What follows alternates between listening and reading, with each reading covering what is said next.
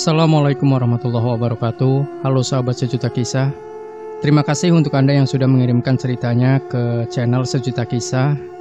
Dan yang belum masih kita tunggu, silahkan kirimkan cerita pengalaman mistis Anda melalui email yang sudah kami cantumkan di deskripsi maupun lewat WA admin. Durasi bebas, boleh 1 jam, 2 jam, 3 jam, dan seterusnya. Kemudian satu lagi, kalau Anda malas ngetik, boleh pakai voice note. Jadi nanti Anda sendiri sebagai narasumber yang bercerita. Oke, ditunggu secepatnya ya cerita pengalaman mistis Anda. Untuk kali ini ada sebuah cerita yang dikirim dari Diandra Pram. Sebuah kisah nyata misteri yang diberi judul Masuk Desa Gaib. Ini bukan aku sendiri yang ngalamin, tapi temannya mama aku. Kejadiannya kurang lebih di tahun 2008. Dan orangnya langsung yang cerita pas bertamu ke rumah aku beberapa tahun yang lalu. Mungkin aku deskripsiin tempatnya dulu kali ya. Jadi aku tinggal di salah satu kabupaten di Provinsi Jawa Timur. Rumah aku letaknya di perbatasan kabupaten sama kota. Dan sekitar mungkin 500 meter dari rumah aku itu kawasan hutan yang disebut Maliran. Maliran ini sebenarnya hutan yang menurutku ya nggak gimana-gimana. Bukan kayak hutan yang di Banyuwangi Jember yang terkenal angker banget gitu.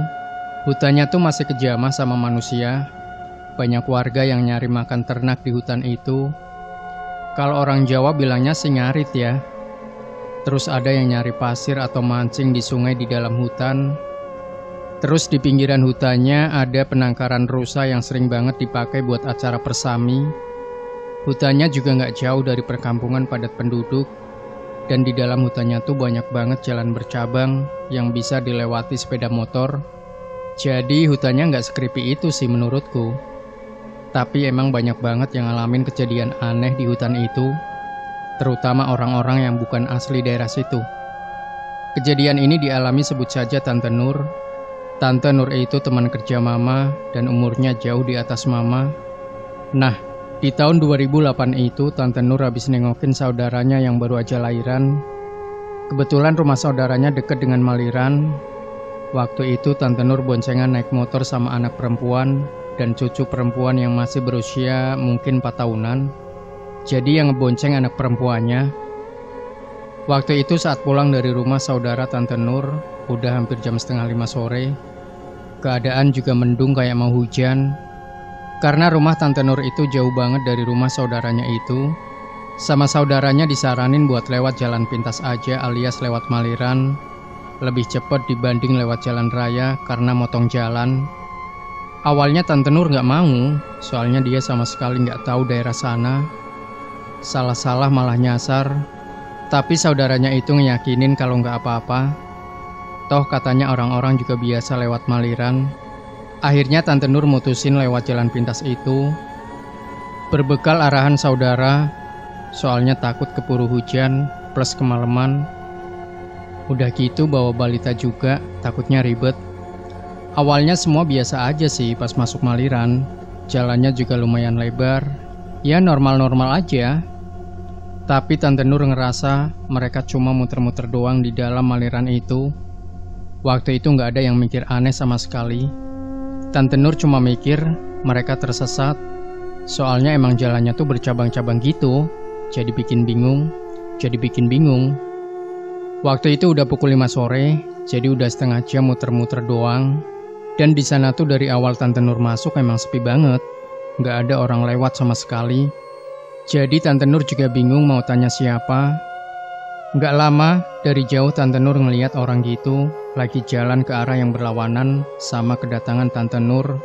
Pas ngedeket orang itu mau tanya, Tante Nur lumayan kaget. Soalnya orangnya tuh kakek-kakek gitu, tubuhnya kecil kayak kerdil gitu. Tingginya cuma mungkin sesikunya orang dewasa dan pakaiannya agak kotor, jalannya juga bungkuk. Waktu itu Tante Nur gak mikir apa-apa. Terus langsung nanyain jalan ke orang itu dan dijawab. Ditunjukin arahnya sama kakek itu. Ya udah, abis bilang makasih ke kakek itu, mereka ngelanjutin perjalanannya. Cuma yang aneh tuh cucunya mulai menangis dan minta pulang. Tante Nur anggapnya itu cuma rewel biasa karena capek. Jadi Tante Nur nyuruh anaknya ngebut. Bener aja, Tante Nur mulai masuk perkampungan warga gitu. Tapi desanya tuh agak aneh. Desanya tuh letaknya di dalam hutan. Terus cuma ada beberapa rumah aja. Jadi jarak antar satu rumah sama rumah lainnya tuh jauh. Dan yang aneh lagi, rumahnya tuh kayak rumah orang zaman dulu banget gitu. Ada balainya walaupun gak gede. Terus kamar mandinya juga masih di depan rumah yang gak ada atapnya. Jadi rumahnya sama kamar mandinya tuh kepisah. Dari jauh tuh kelihatan kayak desa yang udah gak ditinggali penduduknya bertahun-tahun. Jadi Tante Nur mikirnya itu desa kosong. Mana ada desa di tengah hutan di wilayah itu. Kan agak aneh. Apalagi itu tahun 2008. Tapi semakin dekat ke desa itu, Tante Nur bisa lihat kalau setiap rumah di desa itu ada binatang ternaknya, kayak sapi sama kambing di samping rumah. Otomatis itu nunjukin kalau ada kehidupan, alias desa itu bukan desa kosong. Dia juga ngelihat ada 2 orang di depan salah satu rumah. Yang bikin dia shock itu, 2 orang yang berdiri di depan rumah memiliki fisik yang sama, kayak kakek yang ditanyain jalan. Bedanya raut wajahnya masih muda dan perempuan. Waktu itu perasaan Tante Nur udah gak enak. Firasatnya gak bagus, ditambah hari itu udah remang-remang kan. Mana cucunya masih sesenggukan sepanjang jalan. Tapi kayaknya anak perempuannya gak sadar kalau mereka udah masuk ke desa aneh. Dan malah memelankan laju sepeda motor. Akhirnya Tante Nur nyuruh anaknya buat lebih ngebut dan jangan noleh ke kanan kiri. Terus jangan tanya apa-apa dan baca-baca doa dalam hati. Waktu itu anaknya Tante Nur mulai sadar kalau ada yang aneh dan langsung tancap gas sambil baca-baca doa. Gak lama suara adzan maghrib mulai terdengar meskipun sayup-sayup. Dan mereka akhirnya nemuin jalanan aspal yang bertanda udah keluar dari area Maliran. Sampai di rumah, Tante Nur bener-bener lemes banget, gak bisa ngomong apa-apa karena kaget plus takut jadi satu. Gak tahu kenapa, besoknya cucunya yang umur 4 tahun mendadak demam. Udah dibawa ke dokter, tapi kata dokter cuma demam biasa. Dan dikasih obat penurun demam biasa, tapi gak turun-turun. Tante Nur berinisiatif buat ke orang pinter.